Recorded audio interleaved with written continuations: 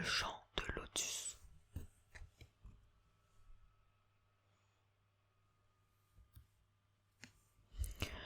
Il a la défense talismatique, donc il est protégé contre les sorts. Comme les autres, il arrive sur le terrain engagé,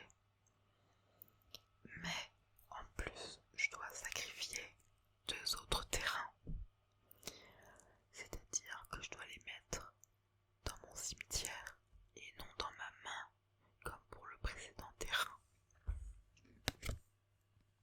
Mais lorsque je l'utilise, j'ai le droit à 3 manas de la couleur de mon choix.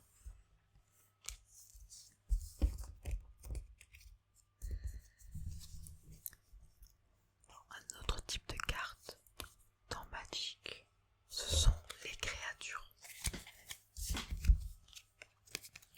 Donc une carte se présente comme ceci.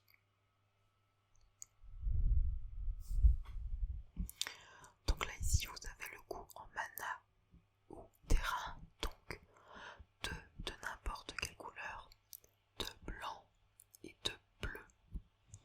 Ici c'est le type de créature, donc là c'est une créature légendaire de type Sphinx.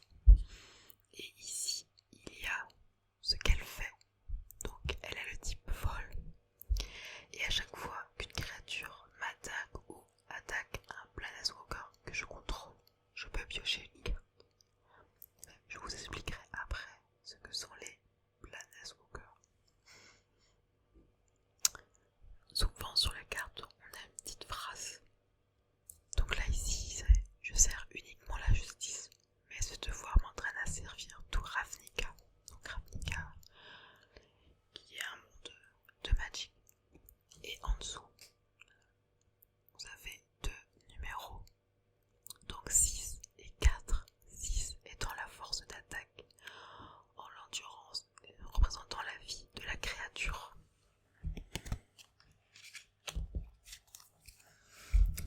Je vais vous présenter les différentes cartes créatures qui composent mon deck.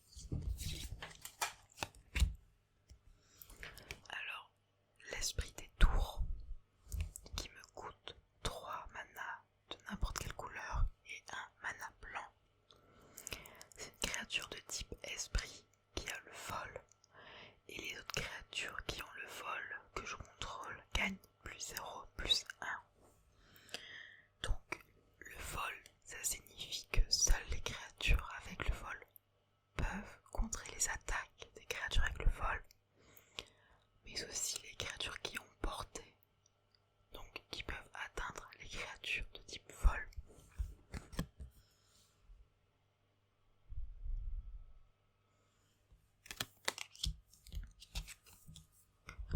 Donc la Sphinx mettra des énigmes, créature de type Sphinx qui a aussi le vol.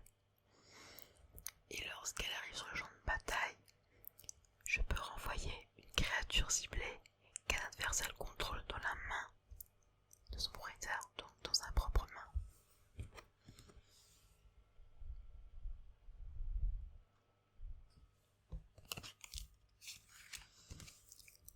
Le familier du juge, créature oiseau qui a le vol. Je peux la sacrifier, et si je la sacrifie, elle me permet de contrecarrer un sort d'éphémère ou de rituel ciblé, sauf si le lanceur paye un mana de n'importe quelle couleur.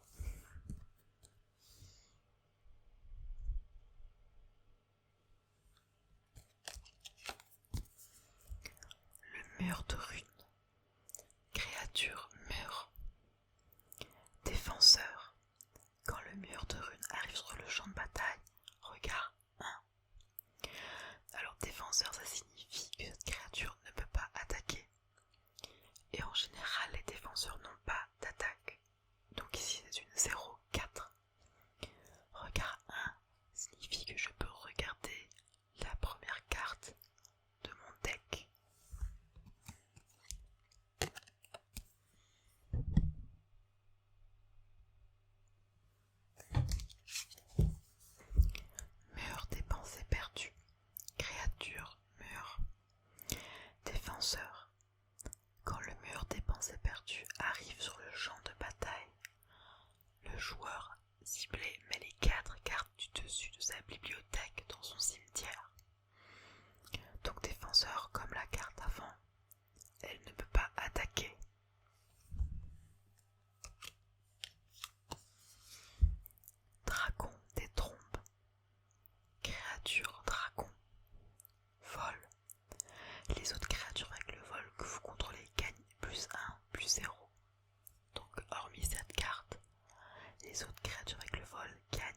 sain en force.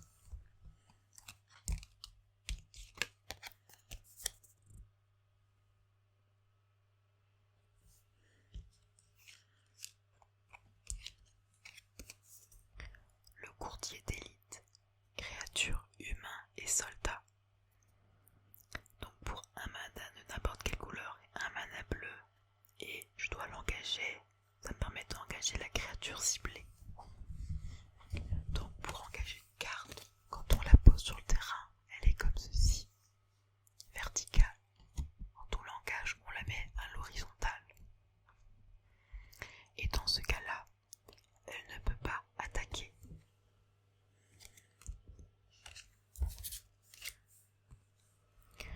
Voyante sans nuage, créature élémentale et sorcier. Folle. Quand la voyante sans nuage arrive sur le champ de bataille, piochez une carte.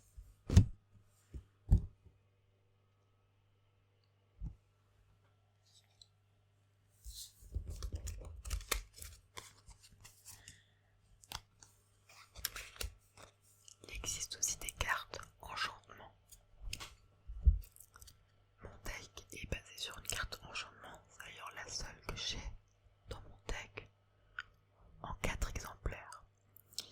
Car dans les decks, vous pouvez mettre maximum 4 cartes, 4 fois la même carte, sauf pour les terrains simples.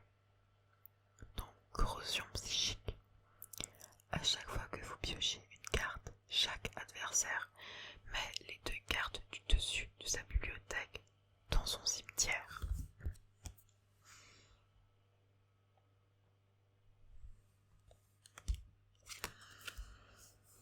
Il existe aussi donc des cartes rituelles. Donc écrit LA.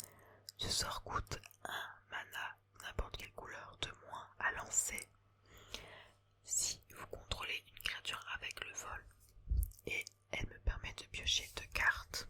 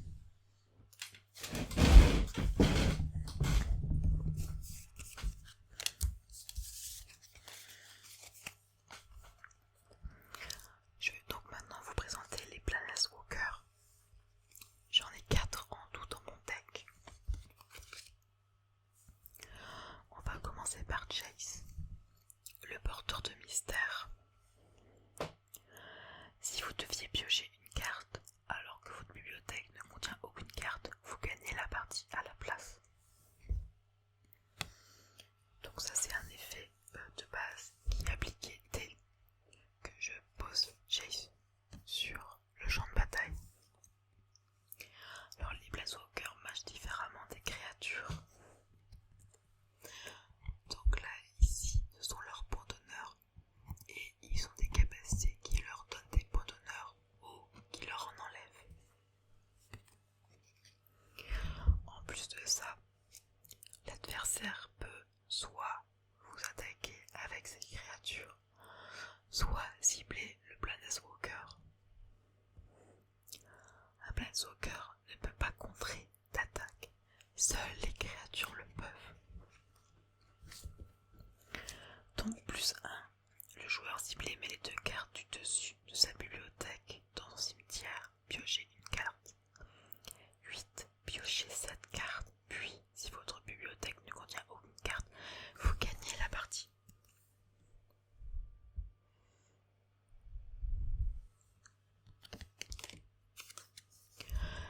Yangling, danseuse céleste.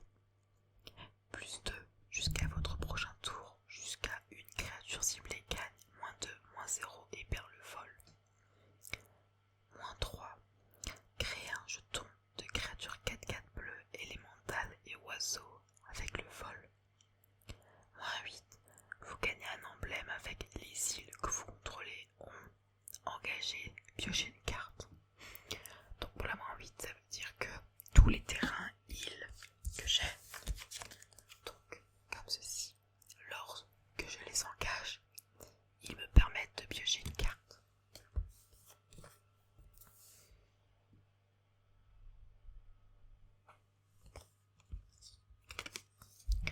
Dauphin, architecte de la loi. Plus 1, vous gagnez 2 points de vie et vous piochez une carte. -1, engagez la créature ciblée. Elle ne se dégage pas pendant la prochaine étape de dégagement de son contrôleur. -9, engagez tous les permanents qu'un adversaire ciblé contrôle. Ce joueur passe sa prochaine étape de dégagement. Donc pour la -9, ça veut dire que je peux engager tous ces terrains et toutes ces créatures. Et lors de son tour, il ne peut pas les dégager. Elles resteront comme ça jusqu'au tour d'après. Ce qui veut dire qu'il ne pourra ni poser de cartes, ni m'attaquer. Et enfin, Ashiok, broyeur de rêve. Les sorts et les capacités que vos adversaires contrôlent ne peuvent pas faire chercher leur contrôleur dans sa bibliothèque. -1, le joueur ciblé met les 4 cartes du dessus de sa bibliothèque dans ce cimetière. Ensuite, exilez le cimetière de chaque adversaire. Donc, dans Magic, il y a la bibliothèque, le cimetière et l'exil. Donc, dans Magic, il y a des cartes qui vous permettent de récupérer d'autres cartes dans vos cimetières ou certaines cartes peuvent être relancées depuis le cimetière. Mais lorsqu'une carte est exilée, on ne peut plus la récupérer. Et donc voici Dauphin que je n'ai pas montré tout à l'heure. Voilà une petite présentation de mon deck. Donc c'est un deck basé sur la pioche et sur donc le fait d'obliger l'adversaire à mettre ses cartes soit dans son cimetière, soit à l'exil. Donc pour l'empêcher de jouer. En plus de cela, comme on a pu voir avec Jace,